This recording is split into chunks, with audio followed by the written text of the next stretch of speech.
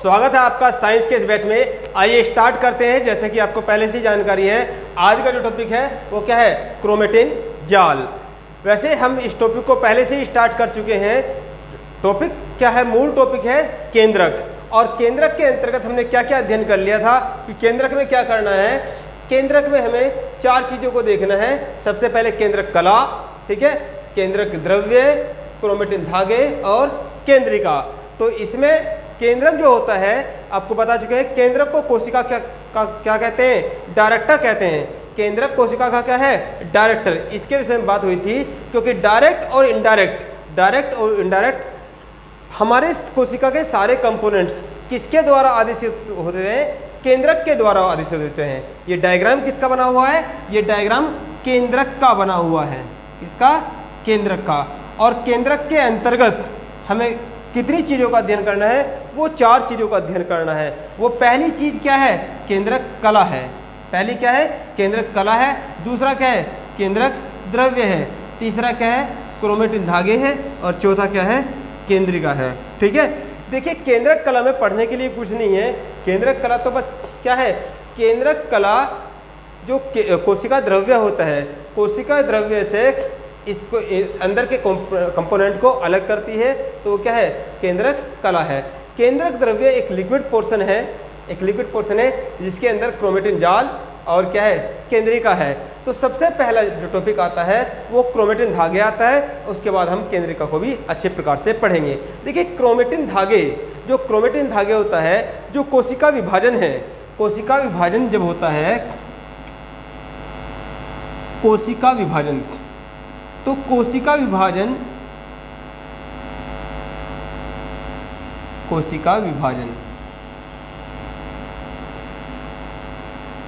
विभाजन में क्या होता है, क्रोमेटिन जो धागे हैं, क्रोमेटिन जाल है, वो क्या है, वो टूटकर क्या होते हैं, मोटे हो जाते हैं। और इसी से क्या है, ये भी इसका एक पार्ट है कोशिका विभाजन का। कोशिका विभाजन क्या है, कोशिका विभाजन से ही मानव का स्वरूप, जो छोटा सा बेबी होता है, वो कोशिका विभाजन के द्वारा ही धीरे धीरे क्या होता है, डेवलप होता है। ठीक है, कोशिका विभाजन को समझेंगे और उसके बाद क्रोमेटिन जाल पर आएंगे। सबसे पहले माता के गर्भ में जो पहली कोशिका बनती है, ठीक है, जो पहली कोशिका बनती है उसे जाइगोट बोलते हैं। उसे क्या बोलते हैं, जाइगोट। और ये जो शुक्राणु हैं और अंडाणु, फीमेल में अंडाणु होता है, तो वहाँ से जो पोर्शन, जो दोनों चीज़ मिलके आती हैं, तो जो पहली कोशिका माता के गर्भ में बनती है वो जाइगोट बनती है। और जाइगोट का जब विभाजन होता है, तो ये क्या है, ये माता कोशिका है, ये मातृ कोशिका है। ये क्या है, मातृ कोशिका। और ये क्या है, ये D1 और D2 ये डॉटर सेल है। और फिर इसका भी क्या होता है, इसका भी विभाजन होता है। और ये प्रक्रिया आगे क्या है, चलती रहती है। धीरे धीरे सबसे पहले इस अस्थि का, सर की अस्थि का विकास होता है और पूरा शिशु बनकर तैयार हो जाता है। पूरा शिशु बनकर गर्भ में क्या हो जाता है, तैयार हो जाता है। इस प्रकार से पूरा शिशु गर्भाशय में, ये गर्भाशय है, गर्भाशय में बनकर तैयार हो जाता है। तो ये तो खैर एक अलग मुद्दा था, लेकिन बात कर रहे हैं क्रोमेटिन जाल की। तो क्रोमेटिन जाल क्या है, कोशिका विभाजन में हेल्प करता है। और कोशिका विभाजन क्या है, हमने आपको बताया, कोशिका विभाजन से ही क्या है, मानव का जो स्वरूप है वो धीरे धीरे वृद्धि करता है। तो आप इसमें लिखेंगे, सबसे पहले लिखिए क्रोमेटिन जाल। कल आपने एक चित्र बनाया हुआ था, चित्र बनाने की कोई आवश्यकता नहीं है, तो फिर लिखेंगे क्रोमेटिन जाल। ठीक है, लिखेंगे कोशिका विभाजन, लिखेंगे कोशिका विभाजन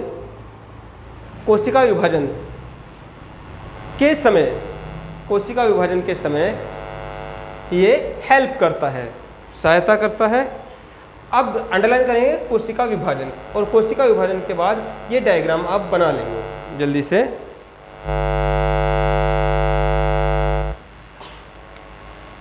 इसे यहाँ से स्पर्म निकलता है, स्पर्म, ठीक है, यहाँ से स्पर्म निकलता है और यहाँ से ओवम। यहाँ जो बात कर रहे हैं वो फीमेल कैंडिडेट की बात कर रहे हैं, ये मेल कैंडिडेट की। ओवम है, ठीक है। और यहाँ पर क्या होता है, यहाँ पर जो ये मैचिंग होता है इसको फर्टिलाइजेशन बोलते हैं, निषेचन।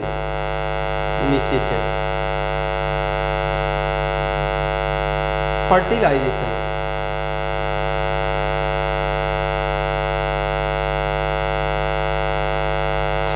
मेल और फीमेल के संसर्ग से, फर्टिलाइजेशन से क्या होता है, जब माता के गर्भ में शिशु बनता है तो सबसे पहले जो कोशिका बनती है, जो मातृ कोशिका होती है, वो जाइगोट होता है और जाइगोट का विभाजन होकर फिर वो डॉटर सेल D1 और D2 में विभाजित होती है। इस प्रकार से इस प्रोसेस को कोशिका विभाजन कहते हैं, जिसमें क्रोमेटिन जाल का महत्वपूर्ण रोल होता है। ठीक है, चलिए जल्दी से लिख लीजिए, फिर आगे चलते हैं। इसके नीचे लिख लीजिए आप, इसके नीचे लिखेंगे कोशिका के विभाजन से जीवधारियों का विकास होता है। कोशिका के विभाजन से जीवधारियों का विकास होता है। ठीक है, अब इसे रफ कर देते हैं। इस चित्र की भी हमें क्या है, कोई आवश्यकता नहीं है, बस ये ध्यान रखना है, ये उलझे हुए धागे जैसी जो संरचना है वो क्या है, वो क्रोमेटिन जाल है। अब इसी पर हमारा आगे टॉपिक चलेगा।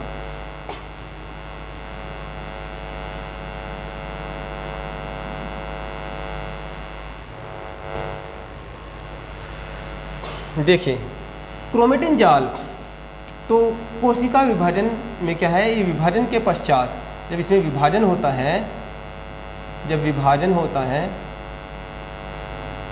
तो विभाजन के फलस्वरूप जब ये बनता है तो ये जब टूट जाता है, आपने देखा होगा टीवी में इस प्रकार के क्या होते हैं, इस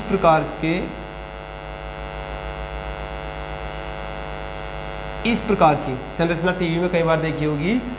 अक्सर IVM के समय जब दिखाते हैं कि टेस्ट ट्यूब बेबी के विषय में ऐसा एडवर्टाइज आता है, तो विभाजन जब होता है, क्रोमेटिन जाल का जब विभाजन होता है तो क्रोमोसोम बनते हैं। क्रोमोसोम क्या बनते हैं, क्रोमोसोम। ये क्रोमोसोम ही क्या है, यही है गुणसूत्र। ये क्या है, गुणसूत्र है। ठीक है, और क्रोमोसोम जिस चीज से बनता है, क्रोमोसोम जिस चीज से बनता है वो क्या है, एक प्रोटीन है, हिस्टोन प्रोटीन,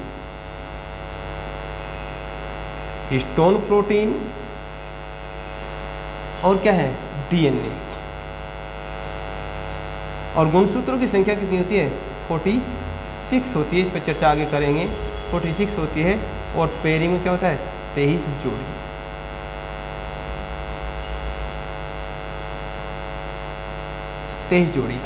अभी आज बड़े इंपॉर्टेंट टॉपिक है और बड़ा महत्वपूर्ण टॉपिक है। आज आपको पता चलेगा किस प्रकार से लड़का और लड़की क्या है, गर्भाशय में कैसे लड़का बनता है, कैसे लड़की बनती है, कौन रेस्पॉन्सिबल होता है गर्भ में, जब माता के गर्भ में लड़का होता है वो मेल रेस्पॉन्सिबल होता है या फीमेल रेस्पॉन्सिबल होता है। आपको ये भी जानकारी मिलेगी कि कैसे हम अपने पापा के जितने लंबे होते हैं या कैसे हम क्या छोटी हाइट के हो जाते हैं, कैसा हमारा रंग गोरा होता है, कैसे हमारा रंग काला होता है, हमारे बाल कैसे होंगे, हम दादाजी पे जाएंगे, दादी पे जाएंगे, या हम पापा पे जाएंगे, मम्मी पे जाएंगे, हम मामा पे जाएंगे, सब चीज़ों का भी आपको पता चलेगा। सबसे पहले आप ये टॉपिक लिखिए, क्रोमेटिन जाल, उसमें विभाजन करेंगे तो क्रोमोसोम बनेगा। क्रोमोसोम इस प्रकार के होते हैं, इन्हें क्या बोलते हैं, गुणसूत्र कहते हैं। संख्या में 46 और पेयर में 23 जोड़ी होते हैं। और क्रोमोसोम जिस चीज़ से बनता है वो क्या है, हिस्टोन प्रोटीन। ठीक है, और DNA लिखेंगे, DNA हालांकि एक टॉपिक आएगा डीऑक्सी, क्या है, डीऑक्सी राइबोज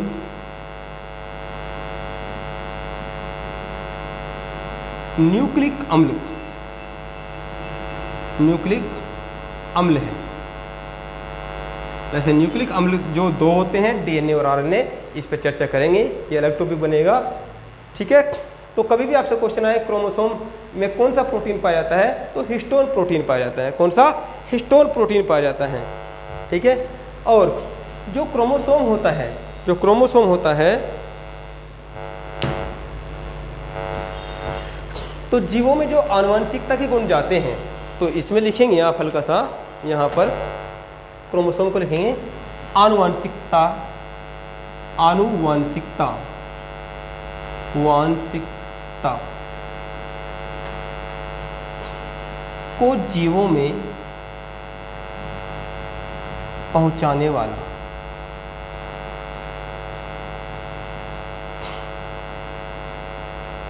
लेकिन ये आनुवंशिकता क्या है? आनुवंशिकता वो चीज़ होती है जब हम अपने माता पिता के जैसे क्या होते हैं, दिखते हैं। हमारा जो हमारी पीढ़ियों से हम में जो ब्लड चला रहा है, उनके जैसी शक्ल के या उनके जैसे रंग रूप के जो हम होते हैं, उसको आनुवंशिकता बोलते हैं। पूर्व पीढ़ी से भावी पीढ़ी में जाने वाले गुण क्या कहलाते हैं? आनुवंशिकता कहलाते हैं। ठीक है। और क्रोमोसोम्स के अंदर इनको ले जाने का कार्य कौन करता है? जो जिनकी वजह से जाते हैं वो डीएनए की वजह से जाते हैं, लेकिन क्रोमोसोम्स जो बनता है डीएनए और हिस्टोन प्रोटीन दोनों से मिलकर बनता है। ठीक है। तो लिखेंगे, इसके नीचे भी लिखेंगे यहाँ पर, भावी पीढ़ी में गुणों का जाना, गुणों का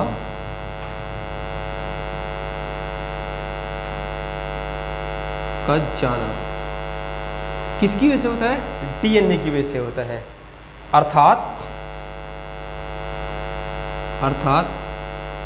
कौन कितना लंबा, ठीक है, कौन कितना लंबा होगा, मोटा होगा, बाल कैसे होंगे, गाल कैसे होंगे। देखा ना, किसी के तो पिचके से गाल होते हैं और क्या होता है, कोई गोलू मटोलू सा होता है। तो किसी भी प्रकार के जो पिछली पीढ़ी से अगली पीढ़ी में गुण जाते हैं, उनको वो जो जाते हैं किसकी वजह से जाते हैं? डीएनए की वजह से जाते हैं। और डीएनए का होता है क्रोमोसोम्स में होता है। लेकिन डीएनए के अंदर इनको ले जाने का कार्य, डीएनए के अंदर इनको ले जाने का कार्य कौन करता है? वो जीन करता है। कौन करता है? जीन। तो डीएनए की क्रियात्मक इकाई क्या हो जाएगी? वो जीन हो जाएगी, क्रियात्मक इकाई होगी ऑफ डीएनए। ये डीएनए की क्या है? क्रियात्मक इकाई हैं। ये डीएनए की क्रियात्मक इकाई हैं। देखिए, अब ऐसा हो सकता है कि एक माता पिता के क्या होते हैं? एक माता पिता के 4 बच्चे होते हैं और चारों ही अलग शक्ल के होते हैं। तो ऐसा नहीं है कि वो बच्चे, भाई अब एक मेल और एक फीमेल, एक मेल और एक फीमेल, एक मेल है और एक फीमेल है। अब यहाँ पर क्या है? यहाँ पर एक बेबी आता है, इनका एक बेबी आता है। और ये क्या है? ये बेबी लड़का भी हो सकता है और लड़की भी हो सकती है। अब ये कोई तो दिखता है क्या? अपनी मम्मी के जैसा। अब दूसरा बच्चा है तो ये क्या दिख रहा है? ये अपने पापा के जैसा दिख रहा है। तो यहाँ पर अब दोनों बच्चे क्या है? दोनों बच्चे एक दूसरे के जैसे नहीं दिखते हैं, दोनों बच्चे एक दूसरे की तरह नहीं दिखते हैं। तो ये किसकी वजह से होता है? क्योंकि जो एक मेल होता है और एक फीमेल होता है, तो इसमें क्या है? लगभग 30,000, क्या है? 30,000 जीन पाए जाते हैं। अरे ABCD के अक्षर होते हैं, जो लेटर होते हैं, वो कितने होते हैं? अल्फ़ाबेट में लेटर कितने होते हैं? 26। अब 26 से जब आप 26 अक्षरों से कितने शब्द बना सकते हो? तो शब्द तो आप अनंत बना सकते हो, इनफाइनाइट बना सकते हो, कितने भी शब्द बन सकते हैं। जितने शब्द अभी तक बन चुके हैं, आगे पता नहीं और कितने बनेंगे। तो इस प्रकार से यहाँ पर जब एक आदमी के अंदर 30,000 जीन होते हैं, तो कौन सा गुण इस बच्चे के अंदर आ गया है और कौन सा गुण इस बच्चे के अंदर आ गया है, दूसरे बच्चे के अंदर दूसरा गुण जाता है। तो यहाँ पर इसीलिए माता पिता के जैसा तो बच्चा दिख जाता है या दादा दादी के जैसा दिख जाता है, लेकिन आपस में शक्ल सेम नहीं होती। तो उसका कारण होता है जीन। क्योंकि एक स्वस्थ मनुष्य के अंदर जो जीन की संख्या होती है कितनी होती है? 30,000 होती है, 30,000 होती है। नीचे नोट करके लिख लेंगे आप, जल्दी से लिखेंगे ह्यूमन ह्यूमन जीनो प्रोजेक्ट,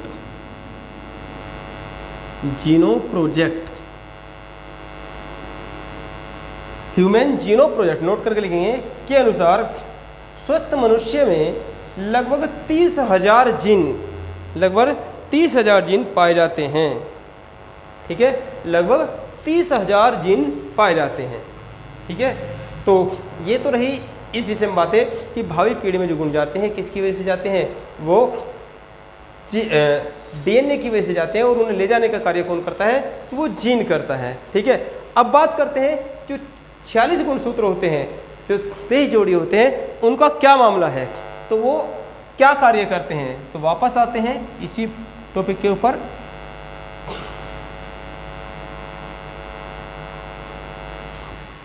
फिर से एक टॉपिक डालेंगे आप, क्रोमोसोम। हालांकि ऊपर डाल रखा है, एक बार फिर से लिख लेंगे क्रोमोसोम। तो क्रोमोसोम यानी कि गुणसूत्र। क्या है, गुणसूत्र।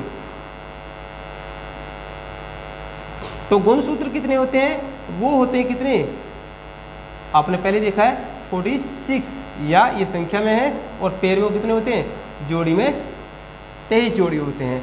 अब यहां पर क्या होता है, 22 जोड़ी यानी कि 44, और एक जोड़ी इस प्रकार से गुण को क्या किया गया है, कैटेगराइज किया गया है। तो 22 जोड़ी यानी कि संख्या में कितने हो जाएंगे, 44। ठीक है, और इस संख्या में कितने हो जाएंगे, 2। तो इनको क्या कहते हैं, इनको ऑटोसोम कहते हैं, इनको ऑटोसोम कहते हैं, और इनको सेक्स क्रोमोसोम कहते हैं, सेक्स क्रोमोसोम।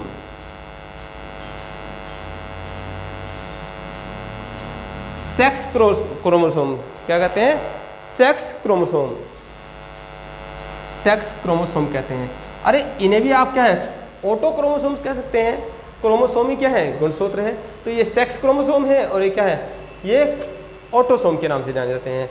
अब जो ये ऑटोसोम है, तो कौन कितना लंबा होगा, लंबाई, अब मोटाई, बाल, गाल, रंग, ठीक है, ये सब किसके ऊपर, किसी का आईक्यू लेवल, कौन कितना बुद्धिमान होगा। ठीक है, तो ये सारी बातें, कौन कितना क्या है, घृणावादी होगा। तो ये सारी बातें जो डिपेंड करेंगी, वो किसके ऊपर डिपेंड करेंगी, वो ऑटोसोम के ऊपर डिपेंड करेंगी। किसके ऊपर, ऑटोसोम के ऊपर। और जो लिंग का निर्धारण करता है, भाई लड़का होगा या लड़की होगी, ये किसकी वजह से होता है, ये सेक्स क्रोमोसोम्स की वजह से होता है। किसकी वजह से होता है, सेक्स क्रोमोसोम्स की वजह से होता है। अब देखिए, तो ये सेक्स क्रोमोसोम संख्या में कितने हैं, 2 हैं। अब यदि सपोज करो, एक डायग्राम बनाते हैं यहीं पर,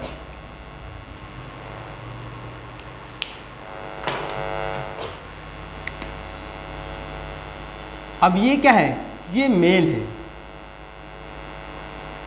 है, और ये क्या है, ये फीमेल है।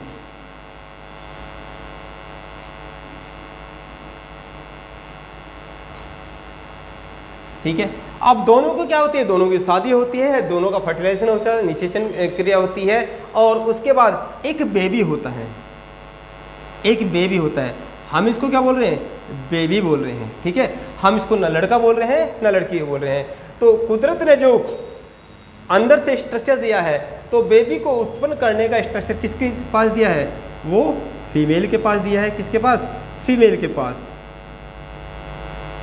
किसके पास, फीमेल के पास।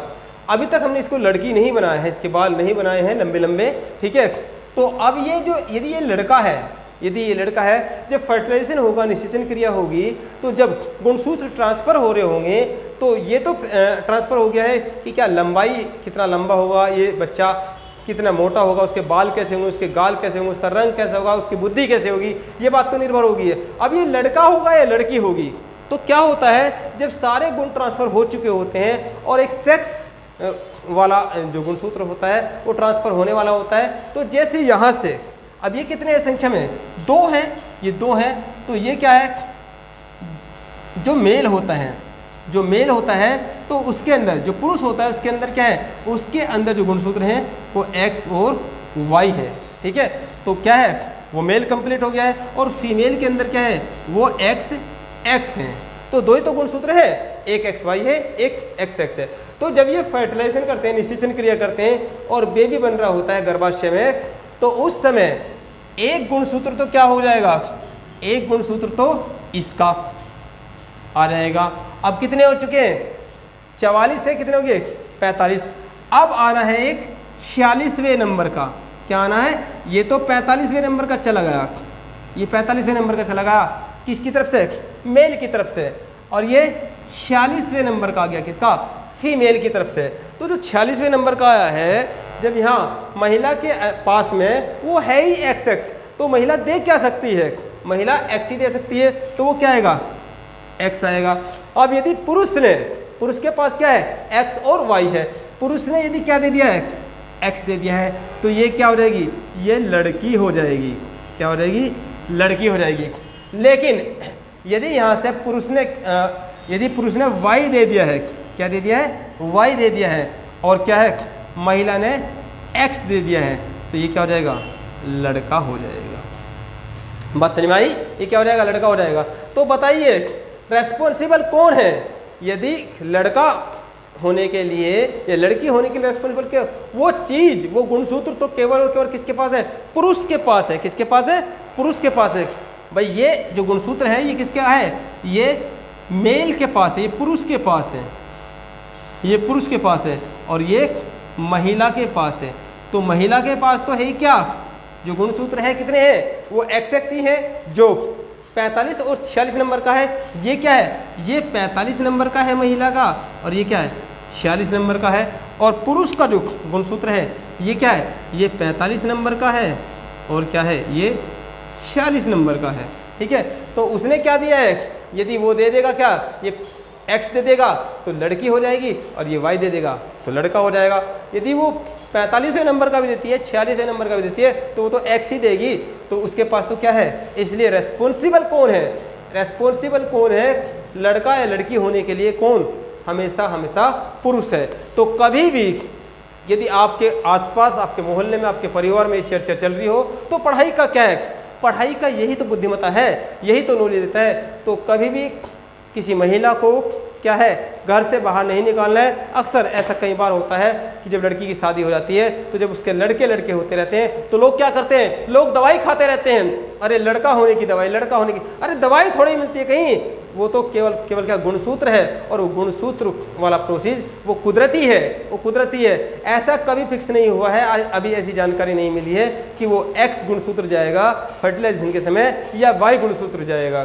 तो ऐसा होता तो जितने भी पशु हैं, आजकल पशुओं का फर्टिलाइजेशन किस प्रकार से होता है, वो ट्यूब के माध्यम से होता है, वो डॉक्टर करते हैं, बजाय जो पुरुष जो मेल पशु है उसकी अपेक्षा। तो वो क्या है, सीधा वो Y गुणसूत्र को डाल देंगे, और सीधा जो भैंस है उसके क्या है, सब कटिया हो जाएंगे, जो गाय है उसके बच्चे ही बच्चे हो जाएंगे। लेकिन ऐसा अभी इतनी साइंस मजबूत नहीं कर पाए हैं कि वो केवल Y गुणसूत्र को निकाल के कर दें। इससे क्या होगा, इससे वैश्विक सामाजिक अव्यवस्था आ जाएगी, यदि इस चीज़ की प्रकार की बातें आती भी हैं। हालांकि ऐसा आगे चल के मैं पढ़ाऊंगा।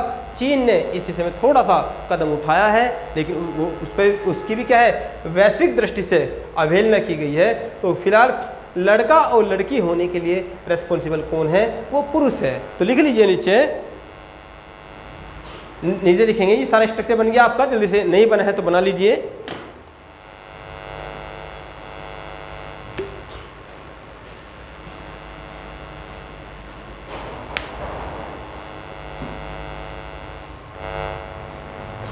ठीक है, यहां पर एक बात और लिख लेना साथ में, जीवधारियों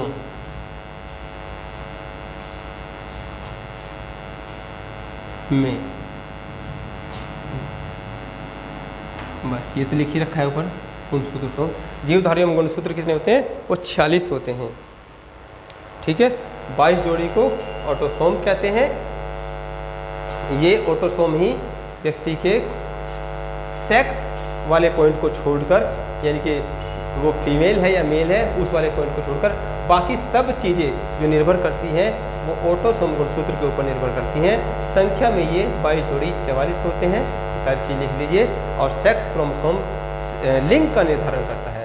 जो सेक्स क्रोमोसोम है तो यहाँ पे लिख लीजिए लिंग निर्धारण हेतु, लिंग निर्धारण हेतु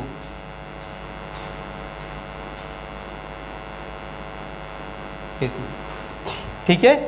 चलिए नीचे लिखेंगे नोट करके, यदि लड़का होगा तो इसके लिए वाई जिम्मेदार है, वाई जिम्मेदार है। यदि लड़का होगा तो इसके लिए वाई जिम्मेदार है, जो कि केवल पुरुषों के पास होता है, जो कि केवल पुरुषों के पास होता है। अतः लड़का या लड़की, अतः लड़का या लड़की होने में हमेशा पुरुष की भागीदारी होती है, महिला की नहीं। ठीक है, तो ये वाली बात लिखिए। अब इसमें नोट नंबर 2 लिखेंगे, जो छिपकली होती है, जो सरीसृप होते हैं, ठीक है, तो उनमें क्या होता है? उनमें लिंग गुणसूत्र नहीं होता है। जो लिंग गुणसूत्र होता है ये सेक्स गुणसूत्र उनमें नहीं होता है। फिर लिंग का निर्धारण वो कैसे करते हैं? तो ताप के आधार पर। आपने सुना होगा कि हनुमान जी ने क्या है, हनुमान जी ने शादी नहीं की थी, लेकिन उनका क्या है, उनकी पसीने की बूंद ही एक मछली ने क्या है वो एडॉप्ट की, और उसी से क्या है, उसी से एक पुत्र हुआ जो हनुमान पुत्र कहलाया, जो हनुमान पुत्र कहलाया। वैसे हनुमान जी को क्या कहा जाता है? ब्रह्मचारी कहलाया जाता है। तो देखो चीज़ों को क्या है, चीज़ों को आपको देखना है, लेकिन साथ साथ में अपनी समझ भी देनी है इसमें। तो बाकी जो कहानियां हैं वो तो चलती रहती हैं। तो इसमें नोट नंबर 2 लिखेंगे। नोट नंबर 2 लिखेंगे छिपकली, छिपकली ब्रैकेट में लिखेंगे सरीसृप आदि, सरीसृप जो रेंगने वाले होते हैं। छिपकलियों में सेक्स क्रोमोसोम अर्थात लिंग गुणसूत्र नहीं होता है, नहीं होता है। इनमें लिंग का निर्धारण ताप के अनुसार होता है, ताप के अनुसार होता है।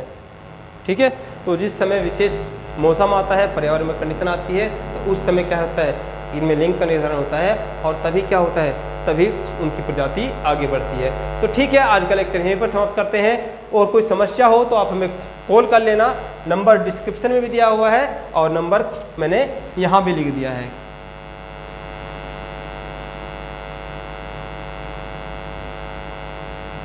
ठीक है, और चीज़ों को धीरे धीरे आप अपने हाथ से नोट्स बनाएंगे तो ये सारी चीज़ें आपकी अपनी हो जाएंगी।